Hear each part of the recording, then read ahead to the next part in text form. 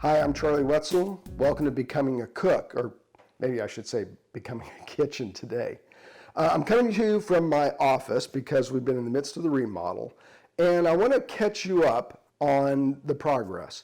Actually, before they started doing the demo, a week before that, they actually worked on an exterior part of the project, and it's because we needed a pantry. So from the very beginning, we had this tiny pantry, and we were trying to figure out where to steal space for it. And the reality was there was not a lot of space that could be stolen in the house, so we had to go outside the frame, and that meant building out our pantry space.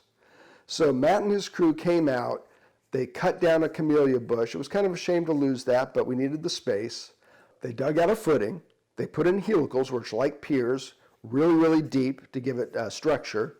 They poured a concrete footing, they put in cement block, and then they started to build the whole thing.